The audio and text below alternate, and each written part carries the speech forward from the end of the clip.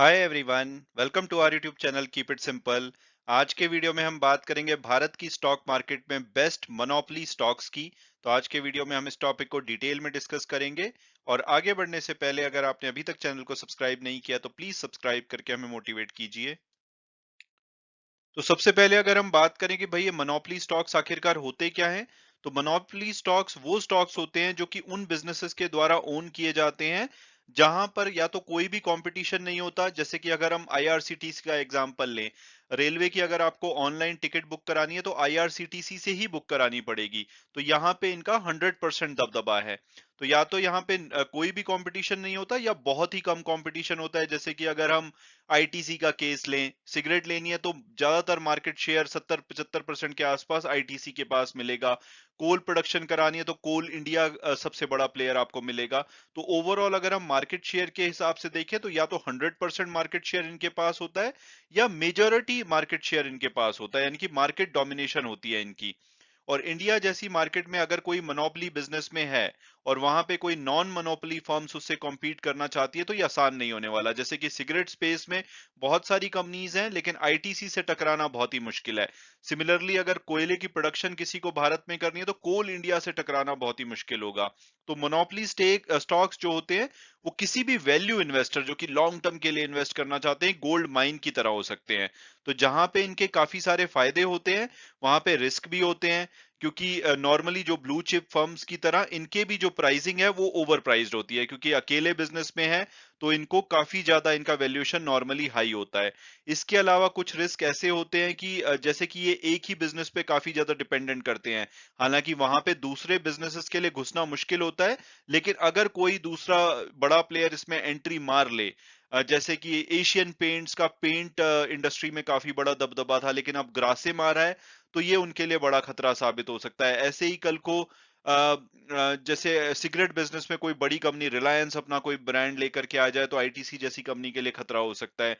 और सिमिलरली जैसे कि कोल इंडिया है, उनकी कोल प्रोडक्शन में मोनोपोली है, लेकिन कल को अगर हम रिन्यूएबल सोर्सेज से बिजली पैदा करना शुरू कर देते हैं तो कोल इंडिया के लिए खतरा हो सकता है। यानी कि जहां पे इनके लिए मोनोपोली इनके लिए वरदान साबित होती है वहीं पे रिस्क भी है, क्योंकि ज्यादातर ये ओवर प्राइस्ड होते हैं और अगर मार्केट कंडीशन थोड़ी सी भी इनके अगेंस्ट चली जाए तो इसमें भारी गिरावट भी आ सकती है।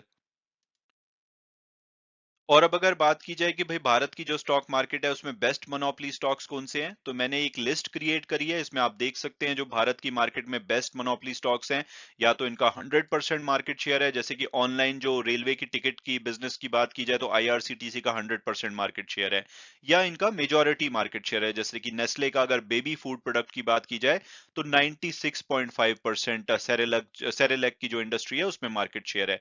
तो अगर मैं एक बार गो थ्रू करा दूं तो IRCTC 100% online ticketing business, Hindustan aeronautics limited defence manufacturing में इनका बोलबाला है, नेस्ले बेबी फूड प्रोडक्ट्स में 96.5% मार्केट शेयर, कोल इंडिया 82% कोल प्रोडक्शन में इनका मार्केट शेयर है, हिंदुस्तान जिंक 78% जिंक इंडस्ट्री में। और ज्यादातर ये जो स्टॉक्स हैं आपको डिविडेंड भी बहुत अच्छा देते हैं। तो अगर आप इनको डिलीवरी के बेसिस पे लेकर के रखते हैं कई साल तक तो कैपिटल एप्रिसिएशन तो मिलेगा ही, साथ में आपको रेगुलर डिविडेंड इनकम भी मिलती रहेगी। आईटीसी 77% सिगरेट बिजनेस में मार्केट शेयर, मैरिको 73% जो इनका सफोला रिफाइंड ऑयल प्रोडक्ट आता है, उसके अलावा हेयर ऑयल में 59% मार्केट शेयर है पैराशूट के पास। पिडिलाइट, एमसील हो, फेविकोल हो, यानी कि एडहेसिव में 70% इनके पास मार्केट शेयर है। कंटेनर कॉर्पोरेशन 69% कार्गो कैरियर जो होते हैं उसमें मार्केट शेयर है। भेल बीएचईएल 67% पावर इक्विपमेंट इनके द्वारा बनाए जाते हैं। आईईएक्स और एमसीएक्स 95% और 92% इनका जो एक्सचेंज है वहां पे इनके पास वॉल्यूम है। सीडीएसएल 59% डिपॉजिटरी बिजनेस पे, सिर्फ दो ही प्लेयर हैं, एनएसडीएल और सीडीएसएल। सीडीएसएल इकलौती लिस्टेड कंपनी। कैम 70% म्यूचुअल फंड इंडस्ट्री का बिजनेस इनके पास है। तो आप देख सकते हैं कि अपने सेक्टर के जायंट है, इकलौते प्लेयर हैं ज्यादातर। और इनके फीचर की बात की जाए तो ज्यादातर ये कंपनीज प्रॉफिटेबल होती है। आप देख सकते हैं कि सभी प्रॉफिटेबल हैं और प्रॉफिट कमाती हैं, तो डेट भी इनके ज्यादातर कम होते हैं। तो ये इनके फीचर होते हैं। अब अगर बात की जाए कि भाई इनको लेने का बेस्ट टाइम क्या होता है, तो वो एक मुश्किल क्वेश्चन होता है, क्योंकि नॉर्मली जब भी आप प्राइसिंग का वैल्यूएशन देखना चाहते हैं तो आप P PB ratio, earning per share वगैरह देखते हैं। लेकिन उस केस में आप एक इंडस्ट्री को दूसरी इंडस्ट्री से कंपेयर नहीं कर सकते, क्योंकि बैंकिंग का जो पी रेशो होगा वो डिफरेंट होगा, आईटी का पी रेशो डिफरेंट होगा, एफएमसीजी का पी कंप्लीटली डिफरेंट होगा। तो उस बेसिस पे आप एक दूसरे सेक्टर में कंपेयर नहीं कर सकते, और अपने सेक्टर में कंपैरिजन के लिए इनके पास दूसरा प्लेयर नहीं होता। तो वैल्यूएशन एक डिफिकल्ट क्वेश्चन होता है। तो इसमें बेस्ट यही होता है कि आप पहले पहले तो इनके बिजनेस में भरोसा रखिए कि भाई ये बिजनेस पे आपको भरोसा है कि आने वाले 10-20 साल में ये बिजनेस चलते रहेंगे। और उसके बाद जब भी ऊपर से अच्छी खासी करेक्शन आए, मार्केट रीजन की वजह से, जैसे आजकल मार्केट ओवरऑल गिरी हुई है, तो उसकी वजह से अगर ये शेयर गिरते हैं तो आप एक लंबे लॉन्ग टर्म व्यू के साथ इनको खरीद सकते हैं। तो इसको कभी भी ट्रेडिंग या शॉर्ट टर्म के लिए नहीं लेना चाहिए, लॉन्ग टर्म के लिए लेना चाहिए। आपको अच्छा खासा डिविडेंड देते रहेंगे, और अगर आपका 10-20-25 साल का विजन है तो आपको ये मार्क जो कैपिटल एप्रिसिएशन है वो भी बहुत ही ज्यादा सॉलिड देंगे।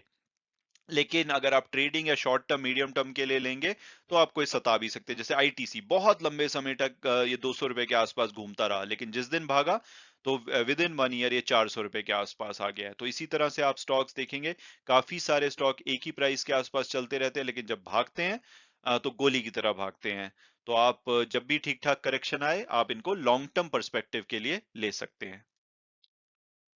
हालांकि वीडियो क्लोज करने से पहले मैं हमेशा की तरह डिस्क्लेमर दूंगा कि जो भी व्यूज हैं वो मेरे पर्सनल हैं। अगर आप किसी भी स्टॉक में इन्वेस्ट करते हैं तो अपनी फर्दर रिसर्च के बेसिस पे ही कीजिए।